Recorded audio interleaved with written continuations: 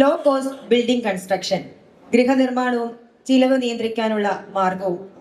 ഈ വിഷയത്തിൽ നമ്മളോട് സംസാരിക്കാൻ എത്തിയിരിക്കുന്നത് doctor B Arjunan, architect and managing director of Arjun and associates ആണ്. 1995 ഗൃഹനിർമ്മാണ മേഖലയിലേക്ക് അദ്ദേഹം കടക്കുന്നത്.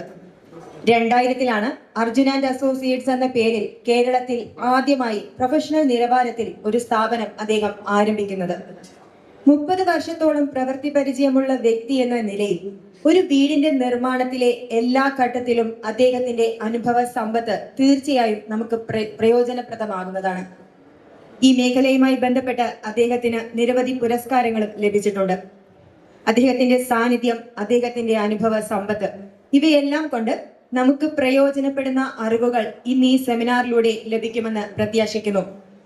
ആദരവോടെ സ്നേഹത്തോടെ സ്വാഗതം ചെയ്യുന്നു doctor B Arjunan, managing director of Arjun and associates.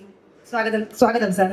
വളരെ സ്നേഹം നിറഞ്ഞ എല്ലാവർക്കും എൻ്റെ ഹൃദയം നിറഞ്ഞ സ്വാഗതം ഞാൻ ആദ്യം പറയുന്നു.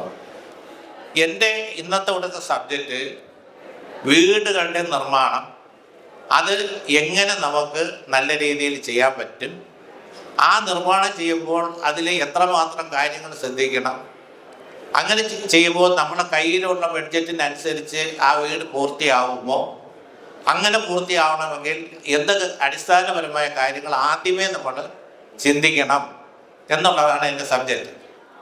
ഒരു വീട് പണിയുമ്പോൾ residential building design and construction, അപ്പോൾ മാക്സിമൈസ് വാല്യൂ, മിനിമൈസ് കോസ്റ്റ്, ഇതാണ് നമ്മൾ ആദ്യത്തെ തലക്കെട്ട്. ഒരു വീട് പണിയുമ്പോൾ നമുക്ക് ആദ്യമായിട്ട് അതിൻ്റെ നിർമ്മാണ ചെലവ്, ഏറ്റവും ചെലവ് ചുരുക്കി ലോ കോസ്റ്റ് കൺസ്ട്രക്ഷൻ എന്ന് നമ്മൾ പറയുമ്പോൾ ആദ്യം ചിന്തിക്കേണ്ടത്, ഈ ലോ കോസ്റ്റ് കൺസ്ട്രക്ഷൻ എന്ന് പറയുമ്പോൾ നമ്മുടെ കൺസെപ്റ്റിൽ ആദ്യം വരുന്നത് എന്താണ്? 2 കാര്യങ്ങളാണ്. ഒന്ന്, നമ്മളിവിടെ നേരത്തെ ഉണ്ടായിരുന്ന വിദേശിയാണെങ്കിലും എല്ലാവരും വളരെ ഇതായിട്ട് കണ്ടിരുന്ന ലോറി ബക്ക സൈഡ് ലോ കോസ്റ്റ് കൺസ്ട്രക്ഷൻ്റെ തിയറി കേരളത്തിൽ ആദ്യമായിട്ട് കൊണ്ടുവന്നത് അദ്ദേഹമാണ്. അതുപോലെ തന്നെ ആ മേഖലയിൽ ഏറ്റവും കൂടുതൽ സംഭാവന ചെയ്തിട്ടുള്ളത് നമ്മൾ ആർക്കിടെക്റ്റ് ശങ്കർജിയാണ്. ആർക്കിടെക്റ്റ് ശങ്കർജി ഞാനുമായിട്ട് കഴിഞ്ഞ ഒരു 2-3 ആഴ്ചയ്ക്ക് മുമ്പ് ഗുരുകുലം സന്ദർശിക്കുകയും അവിടുത്തെ കാര്യങ്ങളൊക്കെ സംസാരിക്കുകയും ചെയ്തു. ഇപ്പോഴും ആരെയും അപ്പോൾ ഇവർ 2 പേരും ഈ ലോ കോസ്റ്റ് കൺസെപ്റ്റിനെ ജനങ്ങളുടെ ഇടയിൽ ജനകീയമാക്കിയ ആൾക്കാരാണ്. അപ്പോൾ അതിൽ എന്താണ് ലോ കോസ്റ്റ് കൺസ്ട്രക്ഷൻ എന്ന് പറഞ്ഞാൽ, തുടക്കം മുതൽ അവസാനം വരെ ഒരു ബിൽഡിംഗ് പണിയുമ്പോൾ, വീട് പണിയുമ്പോൾ എന്തൊക്കെ കാര്യങ്ങളാണ് നമ്മൾ കൺസ്ട്രക്ഷനിൽ റിഡ്യൂസ് ചെയ്ത് ചെലവ് കുറയ്ക്കാം എന്നുള്ളതാണ് ആ ഭാഗത്തോടെ നമ്മൾ നോക്കാൻ കാണേണ്ടത്. എക്സാമ്പിൾ ഞാൻ പറഞ്ഞത്, ഞാൻ ഇന്നിപ്പോൾ ഒരു പ്ലാൻ ഇവിടെ അവതരിപ്പിക്കാൻ വേണ്ടി ഒരു എസ്റ്റിമേറ്റ് തയ്യാറാക്കിയിട്ടുണ്ട്. അത് പരിശോധിക്കുമ്പോൾ തന്നെ നമുക്കിതിൻ്റെ ഒരു ചിട്ടയായിട്ടുള്ള ഒരു പ്രവർത്തനം നമുക്ക് മനസ്സിലാക്കാൻ പറ്റും. അതെങ്ങനെയാണ്? ആദ്യം നമ്മൾ ഒരു പ്ലാൻ തയ്യാറാക്കും, വീടിൻ്റെ പ്ലാൻ തയ്യാറാക്കുമ്പോൾ ആദ്യം വ്യക്തമായ ഒരു പ്ലാനിങ് വേണം. അപ്പോൾ ആ പ്ലാനിങ് എങ്ങനെ വേണമെന്ന് വെച്ചാൽ, നമ്മൾ 2-3 ഘടകങ്ങൾ അതിനകത്തുണ്ട്. ഒന്ന്, നമ്മുടെ സ്ഥലം.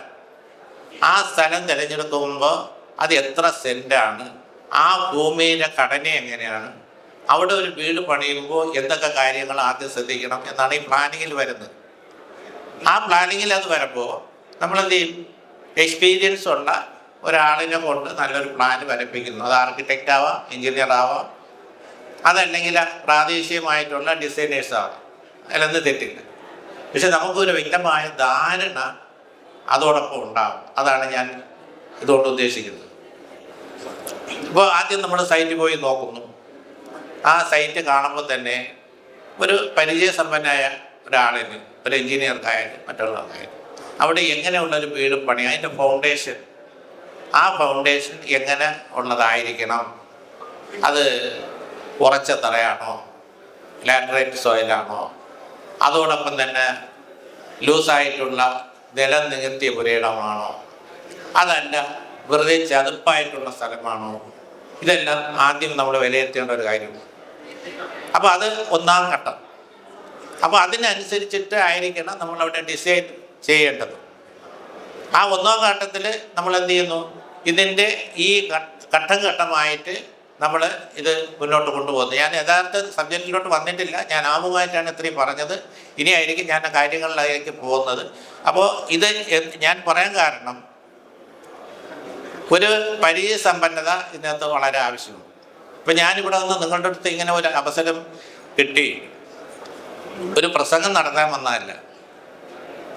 നിങ്ങൾ ശ്രദ്ധിച്ചോളൂ, ഈ 30 വർഷക്കാലം ഒരു വർഷം ഏറ്റവും കുറഞ്ഞത്, ഇപ്പോഴാണ് അല്പം കുറവുള്ളത്, 15 മുതൽ 20 വീടുകളുടെ കോൺട്രാക്റ്റ് അടിസ്ഥാനത്തിൽ ടേൺ കീ പ്രോജക്റ്റ് എടുത്ത് കൃത്യമായിട്ട് സമയബന്ധിതമായിട്ട് പൂർത്തിയാക്കി കൊടുത്ത ഒരാളാണ്. അപ്പോൾ അതിൻ്റെ അർത്ഥം എന്താ, ഒരു വീട് തന്നെ നിങ്ങൾ വയ്ക്കുമ്പോഴുള്ള ബുദ്ധിമുട്ട് നിങ്ങൾക്ക് മനസ്സിലാവും. അത് ഒരു പരിചയമില്ലാത്ത ഒരാളാണ് വീട് പണിയാൻ തുടങ്ങുന്നത്. വീട് പൂർത്തിയാകുമ്പോഴായിരിക്കും നമ്മൾ ആ ഇന്ന കാര്യങ്ങൾ നമ്മൾ ശ്രദ്ധിച്ചിട്ടുണ്ടെങ്കിൽ ഇത്ര നഷ്ടം നമുക്ക് ഒഴിവാക്കാൻ പറ്റുമായിരുന്നു എന്ന് ചിന്തിക്കുന്നത്. അപ്പോൾ അതിൽ നിന്ന് നമ്മൾ ഒരു കാര്യം മനസ്സിലാക്കണം, ഒരു അടിസ്ഥാനപരമായി എൻ്റെ ഈ അറിവ് പരിചയത്തിൽ കൂടി വന്നതാണ്. ഞാൻ ബുക്ക് നോക്കി പഠിക്കുകയും, ഞാൻ എഞ്ചിനീയറാണ്, അതൊക്കെ പറഞ്ഞു കഴിഞ്ഞുണ്ട്. പരിചയം, എൻ്റെ എക്സ്പീരിയൻസ്, ഒരു വർഷം 10-15 വീടുകൾ നേരിട്ട് കോൺട്രാക്റ്റ് എടുത്ത് ചെയ്ത് കൊടുത്ത ഒരാളെന്നുള്ള രീതിയിൽ അതിൻ്റെ ബേസ്മെൻറ്റ് മുതൽ അത് ഫിനിഷ് ചെയ്ത് താക്കോൽ കൊടുക്കുന്നത് വരെ ഉത്തരവാദിത്തമുള്ള ആളെന്നുള്ള രീതിയിൽ എനിക്കിതിൻ്റെ ഏറ്റവും ഇസഡ് കാര്യങ്ങൾ ബൈഹാർട്ടായിട്ട് ഒരു ബുക്ക് നോക്കാതെയോ ഒരു ഇത് റെഫറൻസ് ഇല്ലാതെ നോക്കാൻ പറയാനുള്ള ഒരു പ്രാപ്തി എൻ്റെ ഈ പരിചയ സമ്പത്ത് ഉണ്ടെന്നുള്ളത് ആണ് ഞാനിതുകൊണ്ട് ഉദ്ദേശിക്കുന്നത്. അപ്പോൾ നമുക്ക് നമ്മളെ സബ്ജക്റ്റിലേക്ക് കിടക്കാം. ഒരു വീട് പണി നിങ്ങൾ ചെയ്തുകൊണ്ടിരിക്കുകയോ ചെയ്ത് കഴിഞ്ഞോ, അതോ പുതുതായിട്ട് ഒരു വീട് പണി ആരംഭിക്കാൻ ആഗ്രഹിക്കുന്നു എങ്കിൽ ഇനി പറയുന്ന കാര്യങ്ങൾ നിങ്ങൾ ശ്രദ്ധിച്ചാൽ നമ്മുടെ കയ്യിലുള്ള കാശ് കൊണ്ട് നമുക്ക് അത്യാവശ്യം ലോണോ മറ്റു കാര്യങ്ങളൊക്കെ എടുത്ത്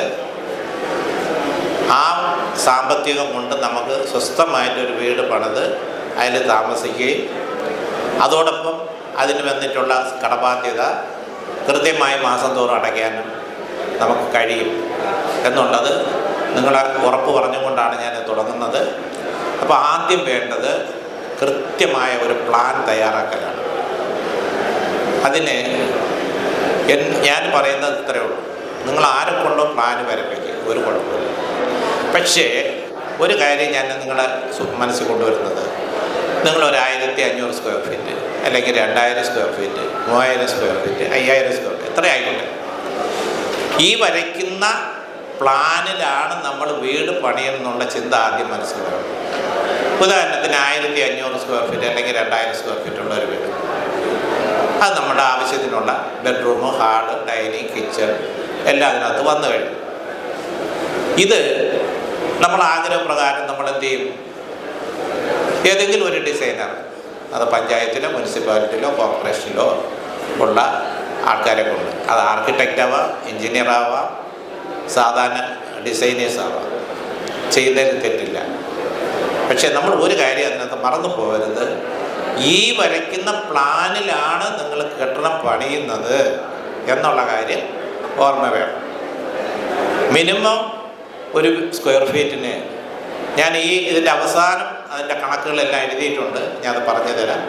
ആ സ്ക്വയർ ഫീറ്റ് ഇതിന് ചിലവാകും എന്നുള്ളൊരു വിശ്വാസം വേണം. അതൊരു ആർക്കിടെക്റ്റിനെ കൊണ്ട് വരച്ചാലും ശരി, എഞ്ചിനീയറെ കൊണ്ട് വരച്ചാലും ശരി, ഒരു സാധാ ഡിസൈനറെ കൊണ്ട് വരച്ചാലും നിങ്ങൾ 1500 സ്ക്വയർ ഫീറ്റ് ഉള്ള ഒരു വീടിന് ആ പറഞ്ഞ് എസ്റ്റിമേറ്റ് ആവും.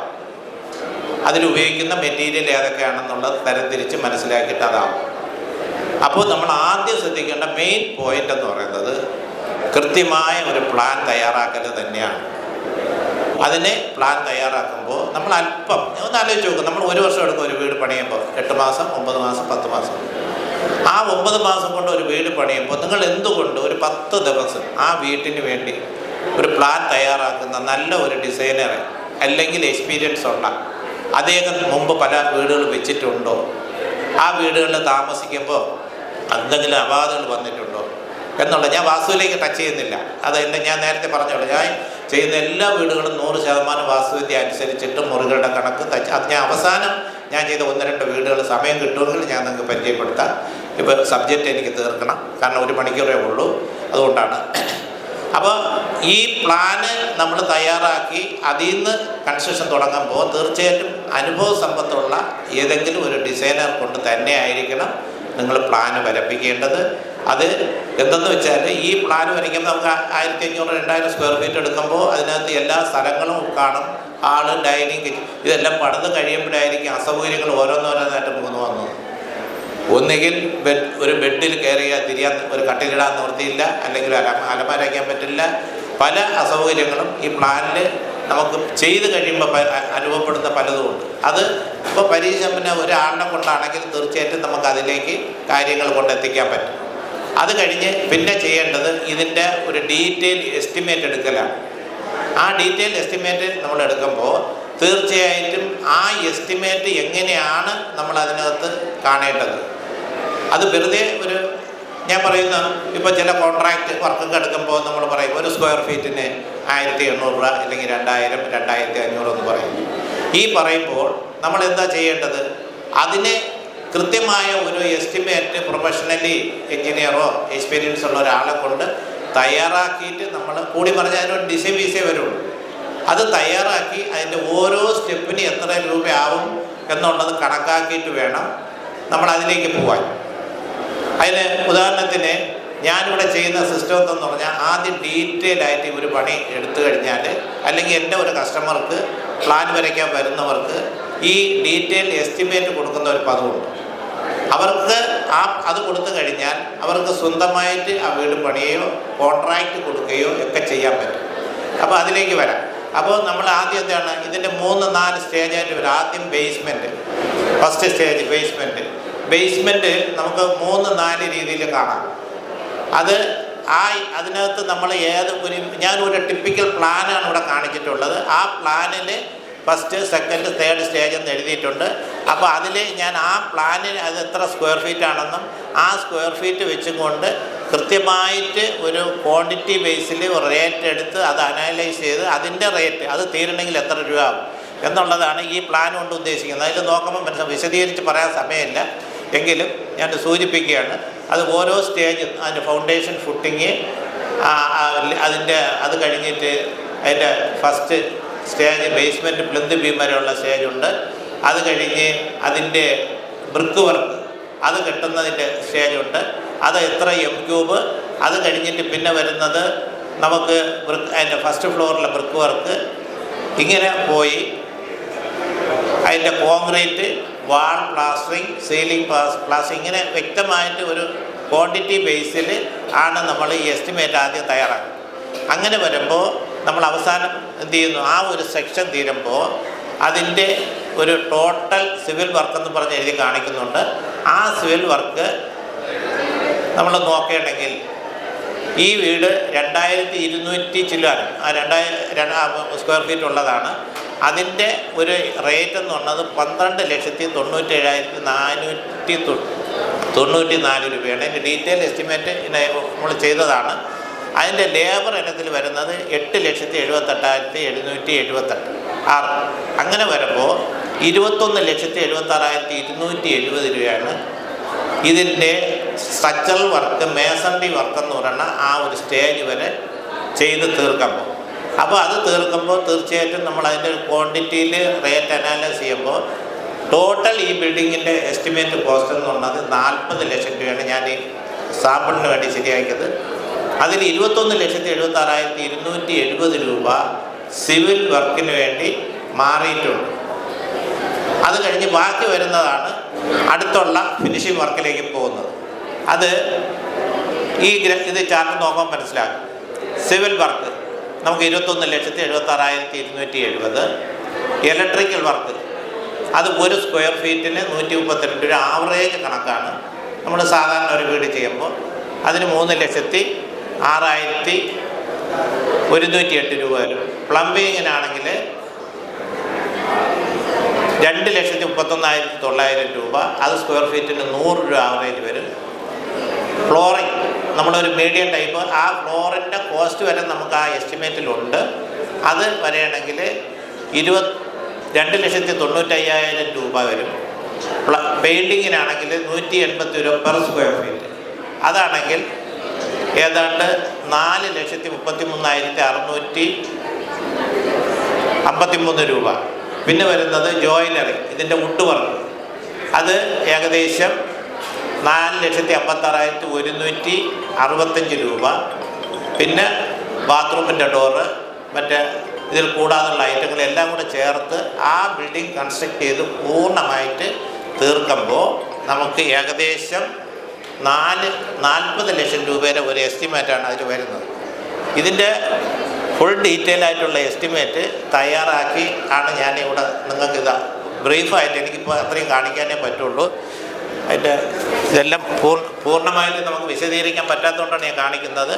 ഇത് കൃത്യമായിട്ട് അതിൻ്റെ ഐറ്റം ബേസ് നമ്മൾ എസ്റ്റിമേറ്റ് കാൽക്കുലേറ്റ് ചെയ്ത്, അങ്ങനെ വെറുതെ പറയുന്നതല്ല, അതിനകത്ത് ഓരോ സെക്ഷൻ എല്ലാം വളരെ കൃത്യമായിട്ട് കാൽക്കുലേറ്റ് ചെയ്തിട്ടുണ്ട്. അത് ഓരോന്നും അതിൻ്റെ ഐറ്റം വെച്ച് ക്വാണ്ടിറ്റി എടുക്കുന്നു, നിലവിലുള്ള റേറ്റുണ്ട്, അത് എന്ത് മെറ്റീരിയലാണ് എന്നുള്ളത് കൃത്യമായിട്ട് എടുത്തിട്ടാണ് നമ്മൾ ഈ എസ്റ്റിമേറ്റിലേക്ക് വന്നിരിക്കുന്നത്. അത് നമുക്ക് മുഴുക്കാൻ ഈ സമയം കൊണ്ടിവിടെ പറഞ്ഞ് തീർക്കാൻ പറ്റില്ല. അപ്പോൾ ഞാൻ പറഞ്ഞതിൻ്റെ സാരം, ഒരു ഗൃഹപണി അല്ലെങ്കിൽ വീട് പണി ആരംഭിക്കുമ്പോൾ ആദ്യം നിങ്ങൾ ചെയ്യേണ്ടത് നല്ല ഒരു പ്ലാൻ തയ്യാറാക്കുക. അത് പരിചയസമ്പന്നരായ ഒരാളെ കൊണ്ട് ചെയ്യിപ്പിക്കുക. രണ്ടാമത്, ആ വീട് പണി തുടങ്ങുന്നതിന് മുമ്പ് തന്നെ ഇതേപോലെ ഒരു ഡീറ്റെയിൽഡ് എസ്റ്റിമേറ്റ് ആദ്യം തയ്യാറാക്കുക. ഇത് 2,267 സ്ക്വയർ ഫീറ്റുള്ള ഒരു പ്ലാനാണ്. പ്ലാൻ നേരത്തെ കാണിച്ചു. ഈ പ്ലാനിന് ഡീറ്റെയിലായിട്ട് എടുത്ത് അതിൻ്റെ എസ്റ്റിമേറ്റാണ്. അത് വന്നപ്പോൾ ടോട്ടൽ കോസ്റ്റ് 2,267 സ്ക്വയർ ഫീറ്റ് ചെയ്യാനായിട്ട് 40 ലക്ഷം രൂപ ആയിട്ടുണ്ട്. ഇത് കണ്ടാൽ മനസ്സിലാവുമല്ലോ. ഇതിനകത്ത് ഓരോന്നായിട്ട് നമ്മൾ ഫ്ലോറിങ്, പെയിൻറ്റിങ്, ജോയിനറി ഞാൻ പറഞ്ഞു കഴിഞ്ഞു. ഇങ്ങനെ നമ്മൾ കൃത്യമായിട്ട് ഒരു എസ്റ്റിമേറ്റ് തയ്യാറാക്കി ഇത് കഴിഞ്ഞിട്ട് വേണം നമ്മൾ കൺസ്ട്രക്ഷനിലേക്ക് പോകാൻ.